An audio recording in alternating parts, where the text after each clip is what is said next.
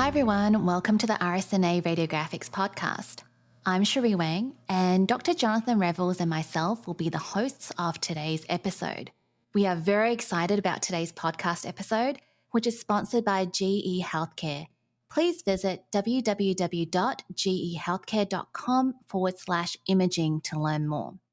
So today we'll be talking about accelerating access to education and early breast cancer detection with innovative imaging solutions.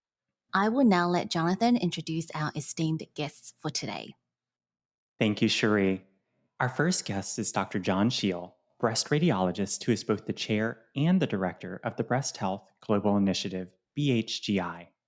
Additionally, he serves as a professor in breast imaging section and vice chair of global health in the Department of Clinical Radiology and Radiological Sciences at Vanderbilt University Medical Center. Our second guest is Dr. Wei Yang, a breast radiologist and the Robert D. Morton Distinguished Chair in Breast Imaging at the University of Texas MD Anderson Cancer Center. Dr. Yang is an active member of the Institutional Women's Leadership Network, and she is the director of the RSNA team collaborating on the RSNA Global Learning Center in Indonesia. On today's episode, Dr. Shiel and Dr. Yang will discuss their focus on how to address breast care awareness and education, as well as equitable care and training efforts that are being performed internationally to help drive early detection of breast cancer in underserved communities. Their objective is to share their experience and shine the light on the people in these resource-challenged communities within the United States and across the globe that require education and breast care so that we can help flatten the cancer curve. The following discussion represents the clinical practice, views, and experiences of Dr. Shiel and Dr. Yang. Factors that should be considered by clinicians include cleared and approved product labeling and guidelines provided by medically sourced organizations. Dr. Shiel and Dr. Yang both specialize in breast health and did not receive financial support from GE HealthCare. Dr. Shiel and Dr. Yang, I want to sincerely thank both of you for joining us today to talk about this very important topic. Thank you so much, Cherie and Jonathan. Pleasure to be here. So I'm going to kick it off with our first question today, which is, could you discuss the current states of healthcare and some of the vulnerabilities to accessing healthcare in both the United States and worldwide? Absolutely. I think that the COVID pandemic has really brought a light and accentuated the gap and the diversity in healthcare access to various aspects of the United States population as well as worldwide. And I really would love to hear from John today on some of the healthcare vulnerabilities within our country in the United States before moving worldwide. So over to you, John. Thank you, Dr. Yang. Surprisingly and unfortunately, there are very small differences and large similarities between working in U.S. underserved populations and low and middle income countries. Medical deserts exist here in the U.S. Clinics that exist in underserved populations are understaffed and under-resourced, just like low and middle income countries. A higher level of tertiary care does exist in the U.S., but it's really often far from the most vulnerable populations, and it's not affordable for those who are under or uninsured. Cost and distances are huge barriers in low and middle income countries too. So our approach is really in addressing these barriers are similar. So at RadAid USA, for example, I'm the director of RadAid USA, and we've partnered with 10 clinics serving underserved populations in the US. And we've worked with them to build capacity through training, hiring navigators, upgrading their equipment to the latest three-dimensional mammography and ultrasound equipment, strengthening the referral pathway from the primary care center to the tertiary care center, and upgrading their IT infrastructure. Through these processes over the last 2 years, we've been able to help around 60,000 women receive both breast or cervical cancer screening and follow-up. And that just shows you that low-cost interventions that takes the burden off of the vulnerable population, the women who need care, and helping them navigate through a very complicated healthcare system improves follow-up and improves outcomes. We use the same approach in low and middle income countries. Recently, I finished a project where we've used patient navigation to help women who have abnormal ultrasounds get a biopsy, and we were able to improve that biopsy rate from 20 to 30% and improve it to about 95%. And so a lot of similarities. and not all of them have to be expensive. That is amazing work, John. Your description of medical deserts in the United States resonates specifically for vulnerable populations who continue to face upward challenges in access to health that are a direct function of ongoing economic burdens. Inflationary pressures and cost of living hikes in food and rental payments directly compete with the ability for these women to access and to receive appropriate breast health and breast imaging services. I would add that workforce shortages related to the Great Resignation have led to significant delays in getting imaging studies performed and interpreted in a timely fashion in several developed countries worldwide. Recruitment and retention continues to be a challenge that has resulted in severe access issues to breast health. Third, I'd just like to share that screening mammography is the biggest conversation with the most impact on outcomes for women related to breast cancer in the developed world and is the trigger point for introducing breast health through breast imaging in most Western societies. This is not the case in low-middle income countries where the primary entry point for accessing breast health is major symptoms, including women who present with giant breast masses or advanced breast disease. So, in your experiences in the various geographies such as Detroit, the Indian reservations in New Mexico, Peru, Indonesia, and Uganda, what are the similarities and the challenges that you have observed in the healthcare systems? And how can we address the asymmetry of care that exists between these different groups? I would say that the similarity is every woman who presents with a symptomatic problem, be it a mass or skin change, will be seeking breast health care.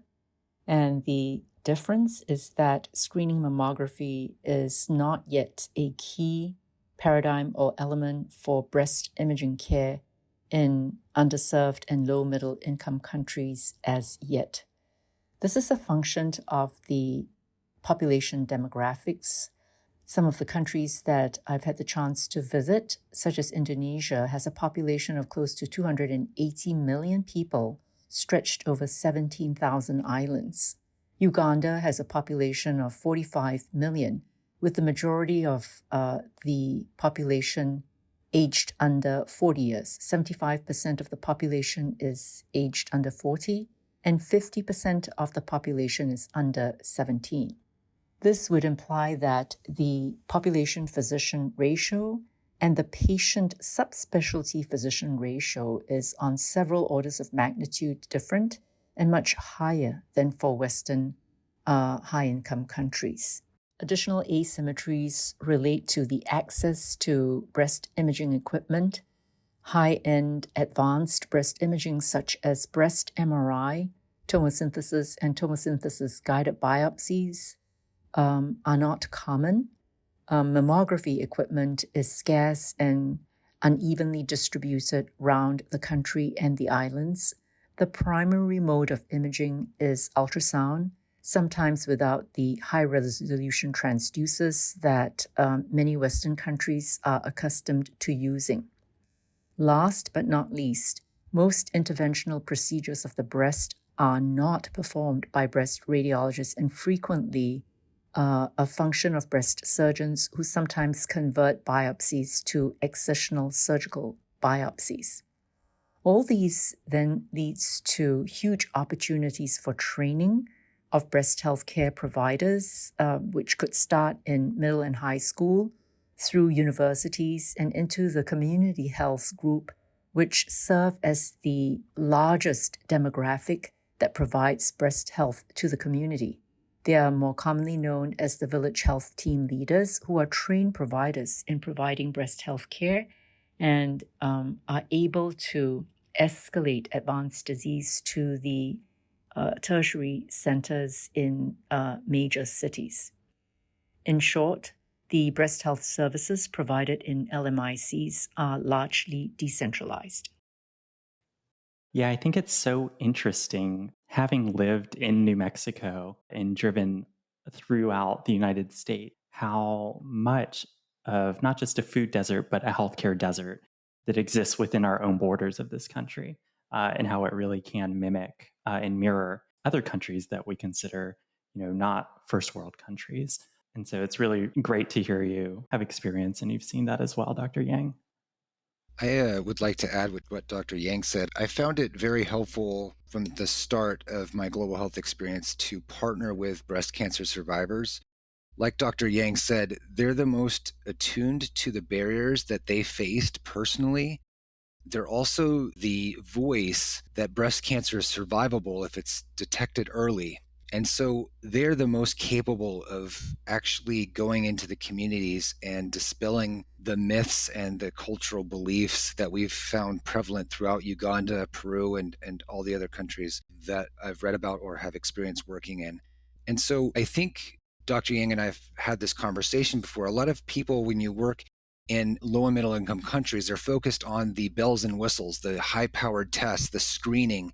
And we really spend a lot of our time providing education about the importance of diagnostic imaging and accurate clinical breast examination, which includes taking a good history, tissue sampling, pathology. They're all prerequisites to a screening program. And even if you had a screening program, you still have to have all those other components. So it's better to start with making sure that a health system can deal with clinically apparent disease before you start adding screening and asymptomatic disease. And so I really try to focus my efforts on the pre-diagnostic and diagnostic intervals, because getting out in the community and educating providers about how to recognize breast cancer, working with the village health teams and the breast cancer survivors to provide accurate information to a public that's more receptive, hearing it from people from their communities. And then also working with the tertiary care centers to improve the quality of ultrasound imaging, linking it to pathology, and decentralizing a bit so that more of these ultrasound tests are available out in the periphery where most of the population lives. I believe it's 80% of the Ugandan population lives away from cities. And so we really need to decentralize some of that expertise to make sure that women have access.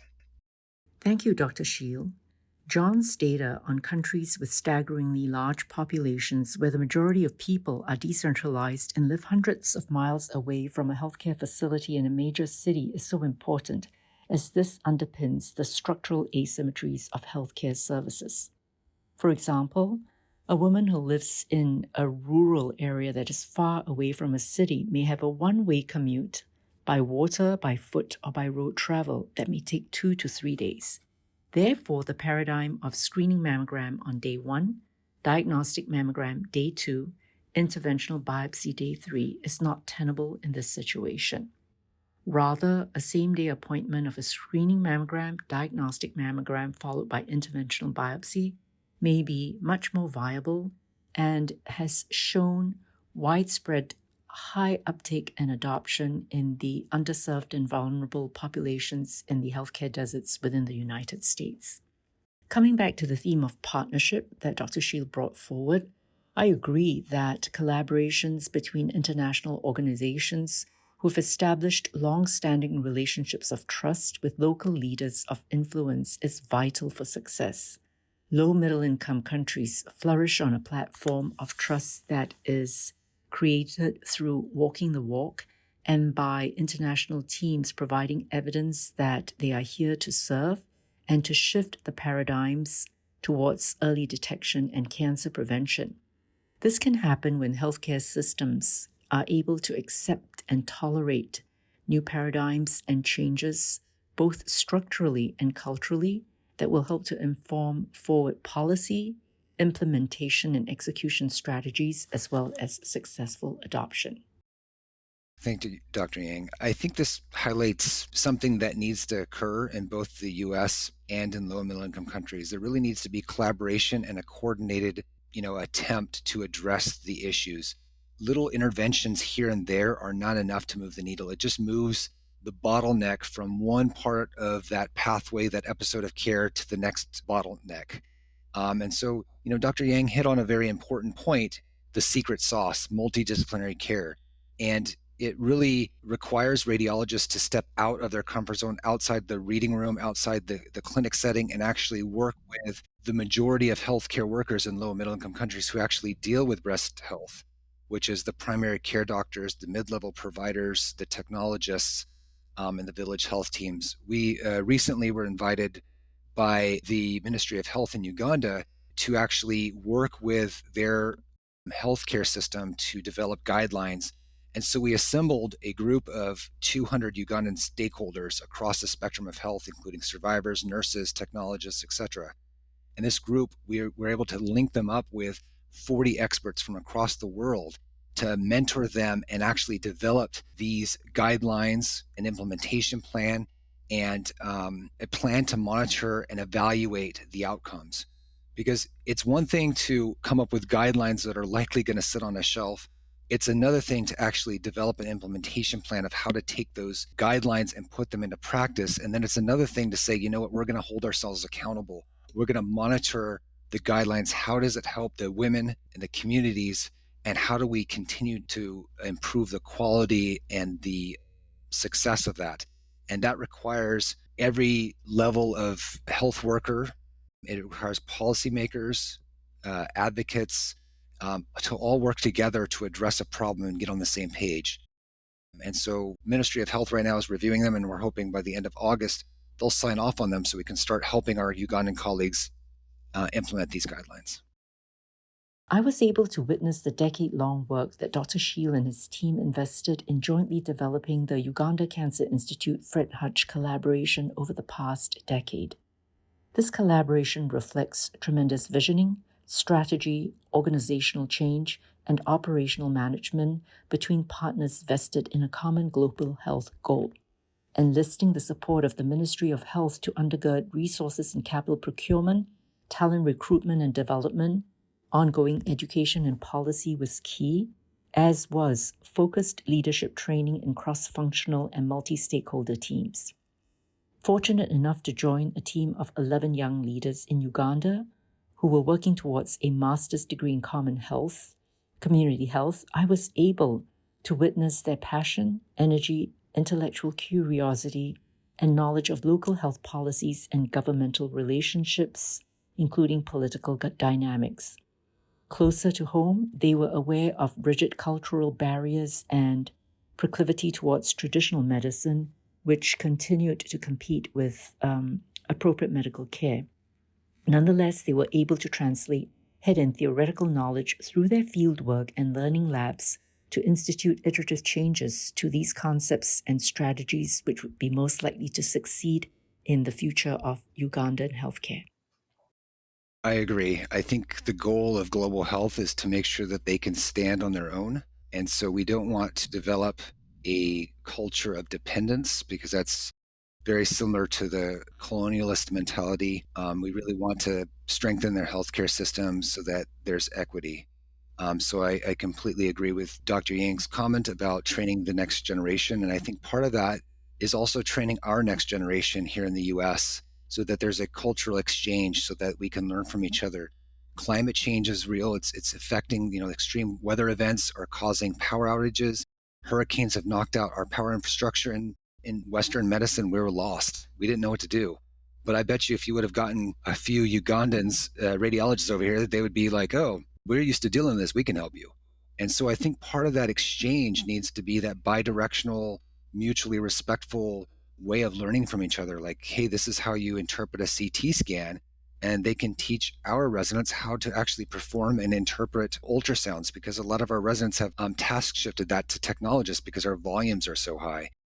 And so I think there's a real unique opportunity to share resources both online and in person, and have exchanges abroad where they can come here to receive training, and take those ideas back with them to improve their health system and how they function. And similarly, they can come over here and learn from us, and our residents can learn from them and come back and teach us how to do more with less. I also think we need to be careful, because there's already, what's called a brain drain. And there's also that thought that if you bring over people from other countries to learn, that they may be enticed away from their host countries for better opportunities. And that's a real thing. And, that's part of individual rights. We shouldn't prevent that from happening.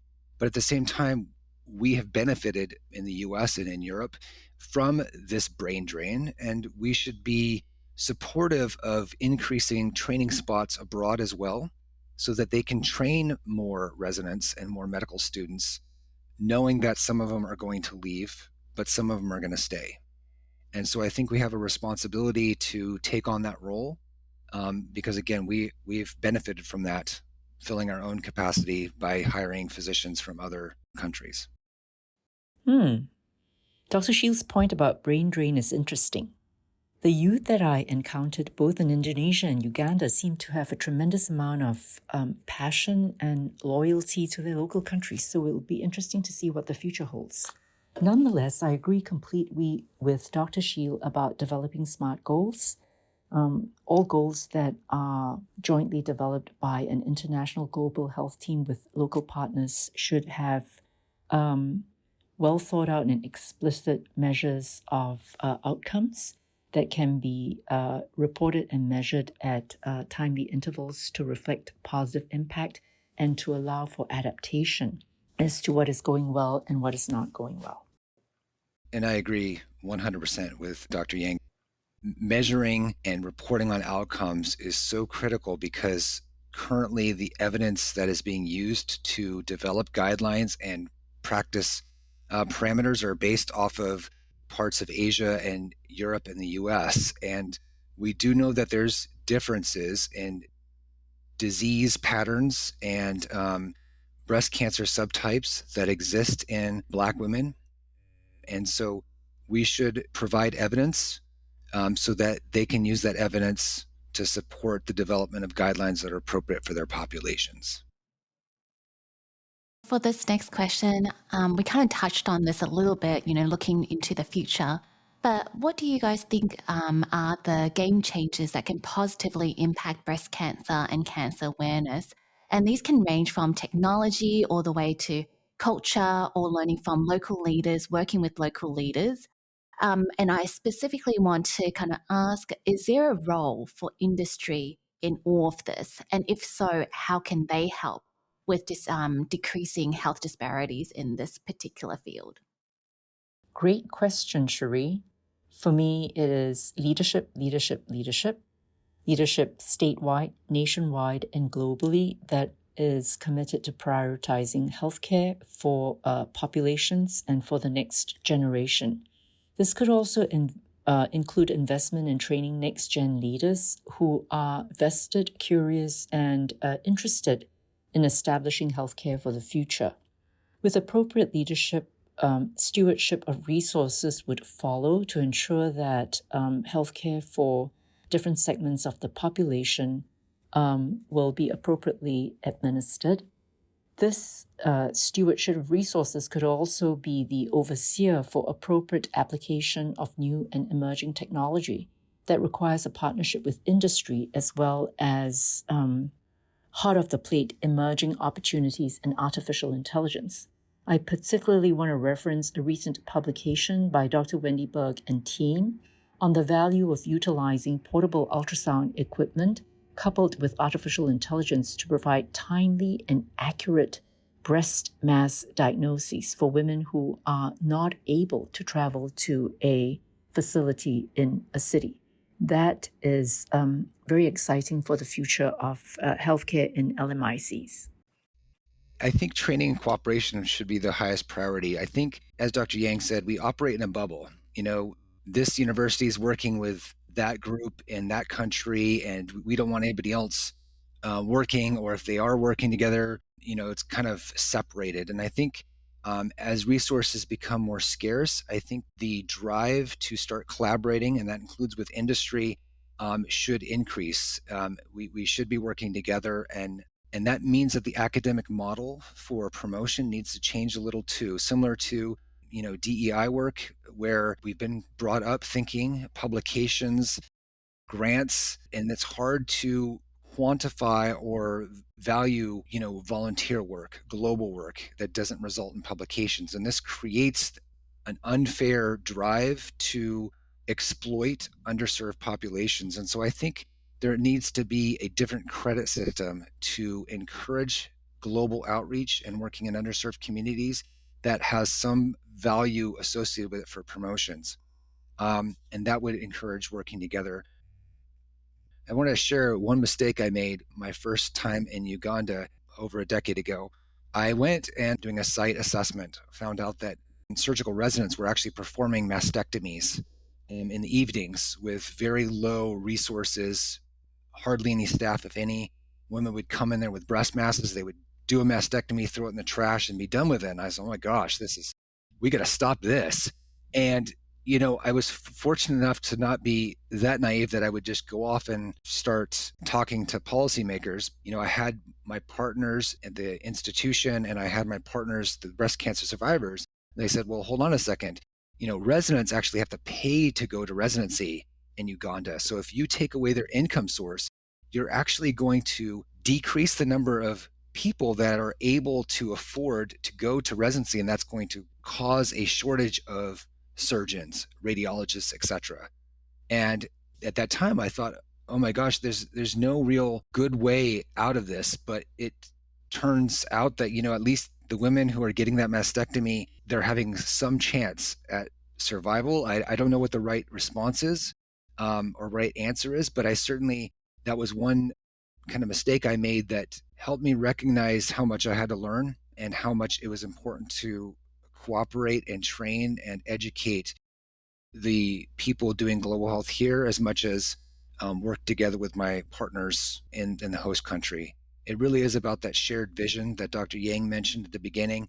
Everybody who's working in global health, when they have a partner, there needs to be that mutual exchange that both will benefit from it. And then going to the technology, I think technology is great, but it has to be implemented correctly. And I'm reminded of an article that was articles that have been published about where companies have gone into low resource areas, whether it's in the US or in Africa or South America, and have used patients there to test medications, test equipment, collect data, and then develop a product after it, and knowing that there's no way that population that contributed their data would benefit from it because it would be too expensive. And so I think it's important as academicians who have those relationships in low and middle income countries to advocate on behalf of the population that we're working in so that companies are similarly held accountable and academicians are also held accountable for the work we do there. And it should benefit the population, not just the people who are in country doing the research, but also the population that they're supposed to be serving. And so we can act as their voices when they're not sitting at the table. That is an amazing vignette, John, followed by such deep and valid considerations. I'd like to bring up the point of sustainability of global health programs to John's point. I believe that sustainability of any global health endeavor is vital if we are truly going to move the needle and create positive impact on global health populations. This is ever more relevant given the demographic shifts of the working population towards low and middle income countries in the coming decades. Fortunately, there has been a tremendous amount of positive global health influence on social networks at the World Economic Forum and also in global health communities as well as professional societies. There is a lot of attention and light being shone on these initiatives, which could lead to education for Train the Trainers program locally, with a combination of on-site training programs, workshops, biopsy, and interventional opportunities combined with didactic lectures, and most critically, the opportunity for bidirectional education. Ultimately, if these were successful, the outcome and benefit would be a totally immersed and integrated global health program. I agree. Sustainability is very important, and also adapting how we value contributions in the health system is also very important. It's always been important, but I think we now have an opportunity to value it more than we have in the past. I just want to thank you both That conversation alone from that question was super enlightening for me because I know I don't often think of all the complex logistics that go into healthcare, especially in lower income parts of the world, from securing scanners to that's just one part of the puzzle because you can't just put technology in a rural area that doesn't have even a power grid to allow that technology to be operational. And then what's the population going to then do with that technology if they don't have the infrastructure of training that isn't just a radiologist, but physicians or healthcare workers of any level? It's very enlightening and extremely humbling. And like you said, there's no small role, there's no small part in that story. Every single person involved is very important. So thank you for that. I also wanted to say that it was also, it changed my perspective when you talked about culture. It's not just a culture between different geographic places or regional culture, but it's also culture that's changed from one generation to another generation that we have to factor in order to continue these initiatives and push it forward. So thank you. That brings me to our final question for you both today. Cherie and I and our listeners would love to hear about your personal journeys of what have led you to pursue a career in global health, since this could help our listeners learn more about how they could potentially get involved in global health initiatives as well. Where would you start someone on the path? Like, how would you direct them? Whether it's a resource, a website, a book, a podcast, anything really to help people just get their footing on the topic. I think if someone's going to start off in global health or wants to participate in meaningful work, I would suggest working with a well-established organization like RADAID, or look into your own institution. They likely already have a global health program, and they already have the resources and programmatic support to make sure that your efforts are contributing to a sustainable goal. I think if you were to start on a new global health program because you couldn't get involved through other means, I think it's important to start with identifying an in-country partner to make sure that your goals align and make sure you negotiate the project design and objectives with a mutually respectful process of give and take. As Dr. Yang said, the team should plan for sustainability from the very beginning. It doesn't help working in underserved populations if they become dependent on you. It has to include a strong training component, and it also has to integrate with activities of established administrative structures. So if you're going to go into a country and you're going to create your own separate infrastructure, that can create envy, that can create conflict with government sponsored programs. And so that actually is more detrimental to the population and creates the have and have nots. So it accentuates that. So it's better to work within those established administrative structures and strengthen those. And so that's what I would have to say is I'd recommend operating with a well-established, reputable organization like RADAID. For me, I think it stems from the strong belief that healthcare is a basic need, and the reason why we all took the Hippocratic Oath is that it reflects our mission towards providing the best health to those who are in need. I would also share that the pandemic significantly amplified the asymmetry in healthcare opportunities in ways that I was unaccustomed to. The opportunity to visit both Uganda and Indonesia this year has taught me a simple truth.